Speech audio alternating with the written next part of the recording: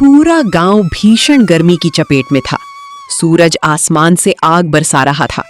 बड़े बड़े घरों में कूलर और पंखे चल रहे थे, लेकिन राजीव की टूटी फूटी झोपड़ी में गर्मी इतनी ज्यादा थी कि सांस लेना भी मुश्किल हो रहा था। झोपड़ी के अंदर उसकी पत्नी सुमन अपने आंचल से बच्चों को हवा कर रही थी। दोनों बच्चे पसीने से तरबतर थे। सुनो भाग्यवान, मैं काम पर जा रहा हूँ, बच्चों का ख्याल रखना। आप अभी बाहर क्यों जा रहे हैं? बाहर तो आग बरस रही है। घर में खाने के लिए कुछ नहीं बचा है और बच्चे भी गर्मी से बेहाल हैं।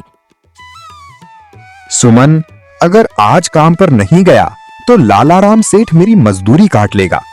गांव वाले उसकी दुकान पर ठंडा सत्तू पीने आते हैं। किसी भी हालत में मुझे वहां पहुंचना होगा। इतने में बेटी गुड़िया और बेटा मोहन बाहर आए। दोनों गर्मी से बेहाल थे। मोहन बोला, आज पैसे मिले तो बड़ा मटका और हाथ वाला पंखा ले आना। पापा, बहुत गर्मी लगती है, हमारे पास ना पंखा है ना ठंडा पानी। बच्चों की बातें सुनकर राजीव भावुक हो जाता है। मेरे प्यारे बच्चों, तुम दोनों चिंता मत करो। आज मैं खूब मेहनत करूंगा और शाम को पैसे लेकर आऊंगा। सबसे पहले तुम्हारे लिए पंखा और अच्छा खाना लाऊंगा। राजीव झोपड़ी से निकलकर लालाराम सेठ की दुकान पर पहुंचता है। दुकान पर पहले से ही ग्राहकों की भीड़ लगी हुई थी। राजीव सत्तू बनाने में पूरे इलाके में मशहूर था। उसके हाथ का ठंडा सत्तू पीने के लिए लोग दूर दूर से आते थे। जैसे ही वो दुकान पर पहुंचता है, लालाराम सेठ गुस्से से चिल्लाता है, क्यों बे राजीव, फिर देर से आया है? तुझे पता नहीं मेरी दुकान कब खुलती है? सेठ जी, बच्चों की तबीयत गर्मी की वजह से खराब थी, इसलिए थोड़ा समय लग गया। बहाने मत बना, जा जल्दी काम शुरू कर, बाहर ग्राहक इंतजार कर रहे हैं। राजीव तुरंत बड़े मटकों में सत्तू घोलने लगता है। उसमें भुना चना, जीरा, काला नमक और ठंडा पानी मिलाता है। कुछ ही देर में सत्तू की खुशबू फैल जाती है। फिर राजीव सत्तू बनाकर बारी बारी से अपने ग्राहक को दे देता है। सभी राजीव के हाथों की सत्तू की तारीफ करता है। वाह, राजीव के हाथ का सत्तू पीकर तो जान में जान आ गई। देख भाई, इस गर्मी में इससे अच्छा कुछ नहीं हो सकता। सत्तू हमारी सेहत के लिए भी अच्छा होता है और इसमें भरपूर प्रोटीन पाया जाता है। सच कहूं तो हम यहाँ सेठ की वजह से नहीं, राजीव के हाथ का सत्तू पीने आते हैं। राजीव लगातार काम करता रहता है। तेज धूप, भूख और थकान के बावजूद उसके हाथ नहीं रुकते। लेकिन उसके मन में सिर्फ एक ही बात चल रही थी, आज किसी भी तरह पैसे लेकर घर जाना है ताकि बच्चों के लिए पंखा और खाना खरीद सकूं। दोपहर का समय था। सूरज सिर पर आग बनकर बरस रहा था। लालाराम सेठ की दुकान पर ग्राहकों की भीड़ लगातार बढ़ती जा रही थी।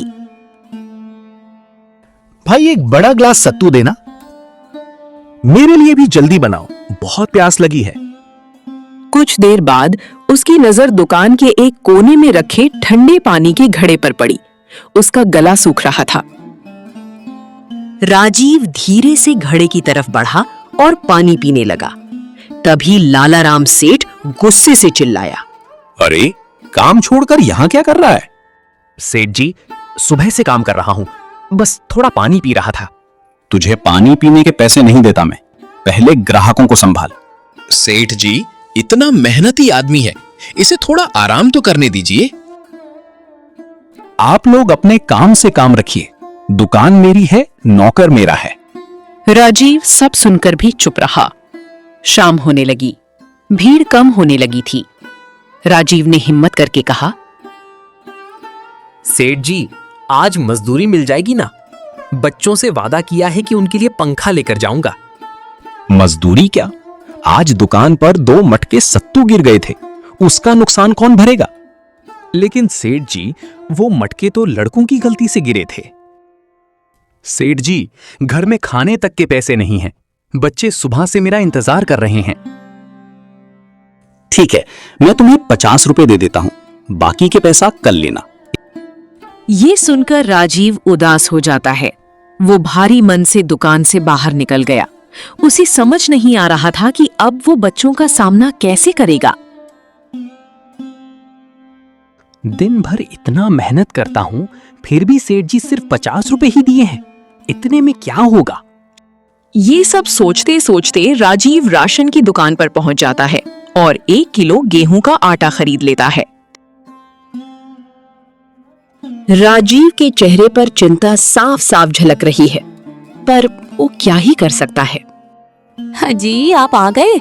बच्चे कब से आपका राह देख रही है। कहाँ इतना लेट हो गया है। क्या करूं? सीता सेठ ने आज सिर्फ आधा पैसा ही दिया है। इतना मेहनत से दुकान चलाने के बाद भी पूरा मजदूरी देने को तैयार नहीं। अच्छा ठीक है, कोई बात नहीं। अब मैं रोटी बना लेती हूँ। आप आराम कीजिए तब तक। थक गए होंगे ना। पापा पंखा क्यों नहीं लाया आप? आपको तो मैं बोली थी ना जाते टाइम, फिर आप भूल गए। माफ करना गुड़िया, मैं आज पंखा नहीं खरीद सका। कल ला दूंगा पंखा। फिर सीता बड़े प्यार और लगन से सभी के लिए स्वादिष्ट भोजन तैयार करती है। खाना बनने के बाद वो एक एक करके सबकी थाली में प्रेम से भोजन परोसती है। पूरा परिवार एक साथ बैठकर हंसी खुशी भोजन करता है।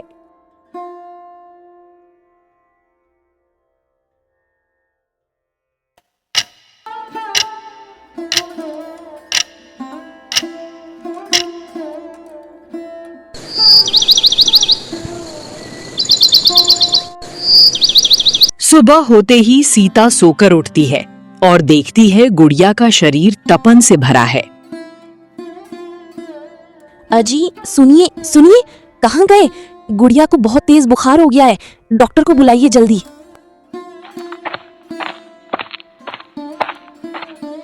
क्या हो गया गुड़िया को? रात में तो कितनी अच्छी थी। राजीव डॉक्टर को बुलाकर लाता है। डॉक्टर गुड़िया को दवा देता है। बच्ची को थोड़ा बुखार हो गया है, दवा मैंने दे दिया है, कुछ देर में ठीक हो जाएगा।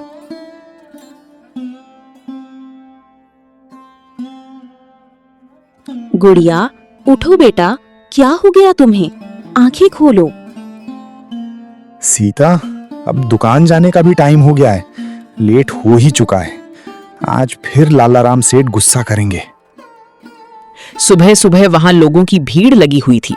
गांव भर के लोग राजीव के हाथ का ठंडा और स्वादिष्ट सत्तू पीने आते थे। राजीव भले ही पढ़ा लिखा नहीं था, लेकिन सत्तू बनाने में उसका कोई मुकाबला नहीं था। जैसे ही वो दुकान के अंदर पहुंचा, लालाराम सेठ गुस्से से उसकी तरफ देखने लगा। क्यों बे, तेरे कान बंद हो गए हैं क्या? 7 बज चुके हैं और तू फिर देर से आया है। तुझे पता नहीं सुबह का समय मेरे धंधे के लिए कितना जरूरी होता है? सेठ जी, बच्चों की तबीयत ठीक नहीं थी, उन्हें संभालने में थोड़ा समय लग गया। मैं वादा करता हूँ अब दोबारा देर नहीं होगी। बस बस, ज्यादा बहाने मत बना। देख बाहर कितनी भीड़ लगी है, सब तेरे हाथ का सत्तू पीने आए हैं। जल्दी काम पर लग जा। लोग यहाँ तेरी मेहनत देखने नहीं, स्वाद लेने आते हैं। राजीव सेठ की बात सुनकर उनकी बातों को नजरअंदाज करके अपने काम में लग जाता है। पूरा दिन भीषण गर्मी में लगातार काम करने के बाद आखिर शाम हो गई। दुकान पर भीड़ कम होने लगी। राजीव का शरीर थकान से टूट चुका था। सुबह से उसने सिर्फ पानी पिया था, लेकिन उसके चेहरे पर एक उम्मीद थी कि आज सेठ उसकी पुरानी मजदूरी और आज का पैसा जरूर देगा। सेठ जी, आज की मजदूरी और मेरा पिछला हिसाब कर दीजिए। घर में खाने के लिए कुछ भी नहीं है। बच्चों ने सुबह से ठीक से खाना नहीं खाया, उनके लिए राशन और एक पंखा खरीदना है। लालाराम सेठ ने तिरस्कार भरी नजरों से उसकी ओर देखा और हंसते हुए बोला, अरे आज पैसे नहीं मिलेंगे, मुझे दुकान का सामान खरीदना है। अभी मेरे पास फालतू पैसे नहीं है, कल आकर ले लेना। सेठ जी, कल बहुत देर हो जाएगी। बच्चे भूखे हैं, घर में एक दाना भी नहीं बचा है। भगवान के लिए कुछ पैसे दे दीजिए। तुम गरीब लोग रोज नया बहाना बनाकर पैसे मांगने आ जाते हो। एक दिन भूखे रहोगे तो मर नहीं जाओगे। ज्यादा बहस की तो जो बाकी पैसा है वो भी काट लूंगा। अपने कल यहां से। सेठ जी, मैं आपके सामने हाथ जोड़ता हूं, मुझे पैसों की जरूरत है। कृपया करके आप मेरा मजदूरी दे दीजिए। ठीक है, तुम कहते हो तो मैं तुम्हें 500 रुपए दे देता हूं। और सुनो, कल से सुबह जल्दी आ जाना। राजीव घर पहुंचकर चुपचाप बैठ जाता है। ये हालत देखकर सीता कहती है, आप चिंता मत कीजिए, मैं जानती हूँ कि आपने पूरी मेहनत की है। आज घर में थोड़ी सी सूखी रोटी और नमक है, किसी तरह आज की रात काट लेंगे। भगवान पर भरोसा रखिए, एक दिन हमारी मेहनत जरूर रंग लाएगी। सीता की बात सुनकर राजीव ने मन ही मन फैसला कर लिया कि अब वो अपनी किस्मत बदल कर ही रहेगा। सीता, अब मुझसे रोज रोज का अपमान सहा नहीं जाता। मेहनत मैं करता हूं, फिर भी इज्जत नहीं मिलती। सोच रहा हूं कि अब किसी और के लिए मजदूरी करने के बजाय अपना छोटा सा काम शुरू करूं। सीता कुछ पल चुप रही, फिर मुस्कुराते हुए बोली, अगर मन से ठान लिया है तो जरूर कीजिए। मेहनत करने वाले इंसान को भगवान कभी निराश नहीं करते। हमारे पास पैसे भले कम हो, लेकिन हिम्मत और ईमानदारी सबसे बड़ी पूंजी है। मैं भी हर कदम पर आपका साथ दूंगी। पत्नी की बात सुनकर राजीव के चेहरे पर कई दिनों बाद हल्की सी मुस्कान आ गई। उसे लगा कि अब उसे किसी से डरने की जरूरत नहीं है। उस रात दोनों ने बैठकर हिसाब लगाया कि जितने पैसे हैं उनसे कौन सा छोटा काम शुरू किया जा सकता है। आखिर उन्होंने सत्तू का ठेला लगाने का फैसला किया।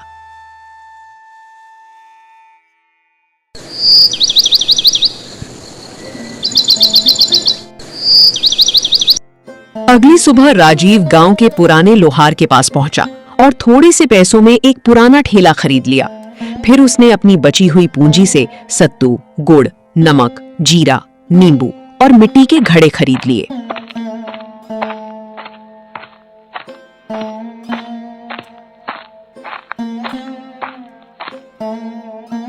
सूरज निकलते ही राजीव ने बाजार के एक अच्छे मोड़ पर अपना छोटा सा राजीव शुद्ध सत्तू भंडार नाम का ठेला लगा दिया।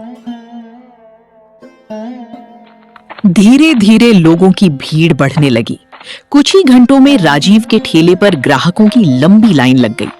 उसकी ईमानदारी, साफ सफाई और मीठे व्यवहार की चर्चा पूरे बाजार में होने लगी। पहला ग्राहक आया।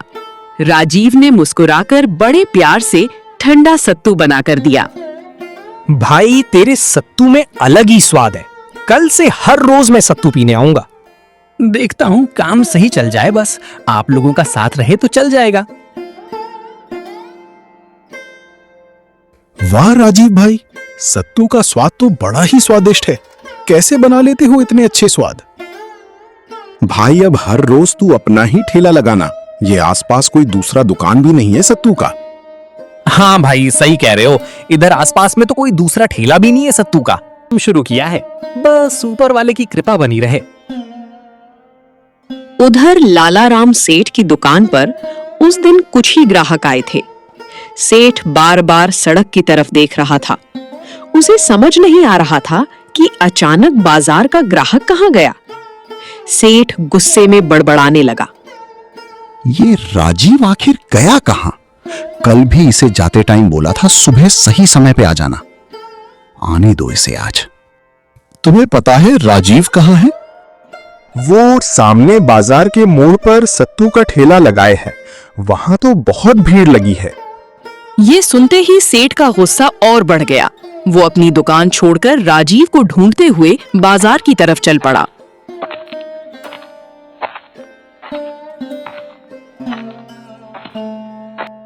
कुछ दूर जाने पर उसे राजीव का ठेला दिखाई दिया। ठेले पर ग्राहकों की लंबी लाइन लगी थी और राजीव मुस्कुराते हुए सभी को सत्तू पिला रहा था। सेठ सीधे राजीव के पास पहुंचा। राजीव, जरा मेरी तरफ देख। ये सब क्या कर रहे हो तुम?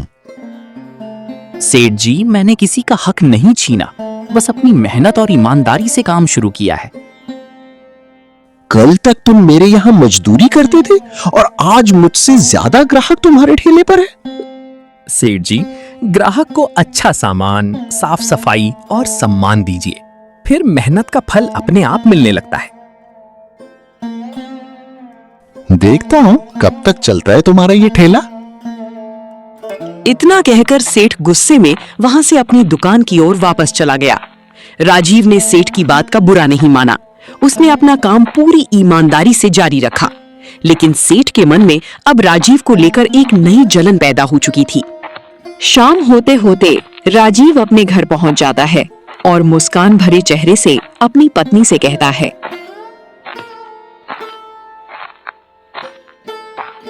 सुनो सीता, कहाँ गई? एक गिलास पानी लाओ, बहुत तेज प्यास लगी है।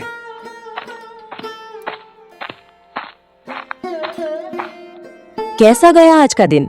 सत्तू बिका कि नहीं? हाँ सीता, लगभग में तो सारी सत्तू बिक गई, बस थोड़ा ही बचा है। भगवान का लाख लाख शुक्र है। इसी तरह अगर काम चल गया तो हमें कहीं और हाथ फैलाने की जरूरत नहीं पड़ेगी। हाँ सीता, बस ऊपर वाले की कृपा बनी रहे। मुझे खाना दो, भूख लगी है।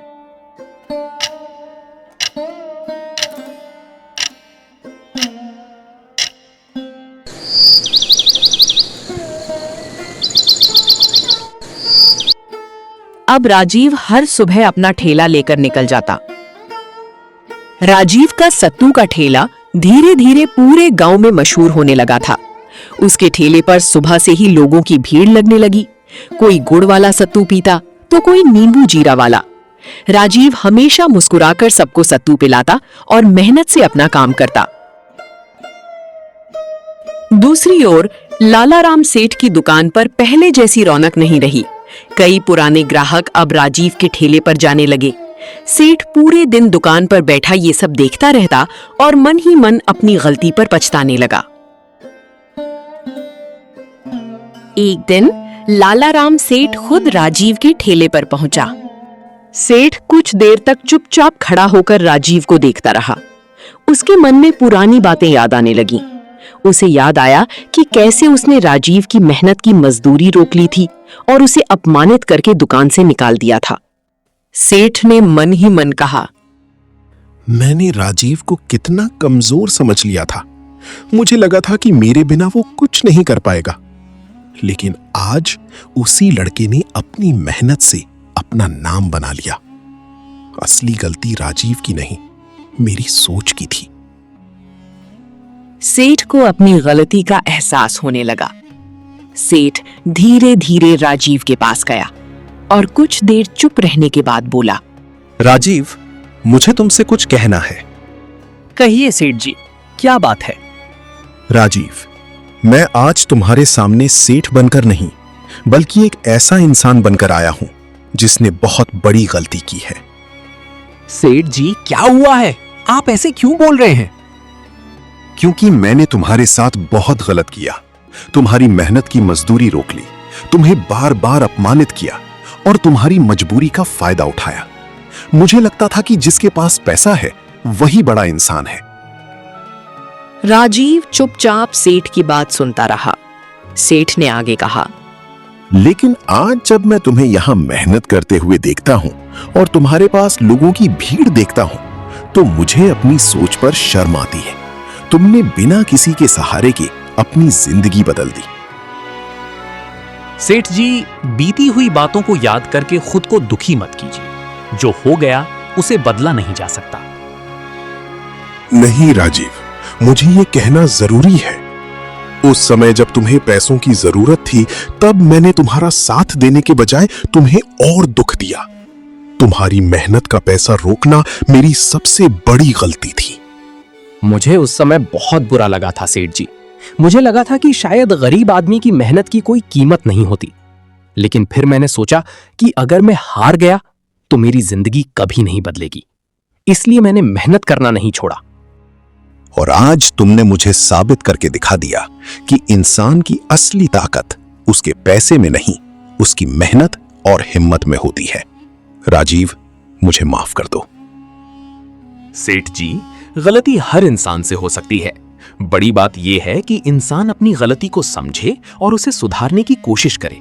अगर आपको अपनी गलती का एहसास हो गया है तो मेरे मन में आपके लिए अब कोई बुरा भाव नहीं है। मैं आपको दिल से माफ करता हूं। तुमने मुझे माफ करके मेरा दिल हल्का कर दिया।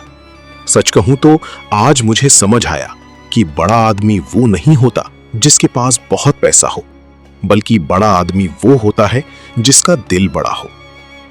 पैसा तो आज है, कल नहीं भी हो सकता, लेकिन इंसान की अच्छाई और मेहनत हमेशा उसके साथ रहती है।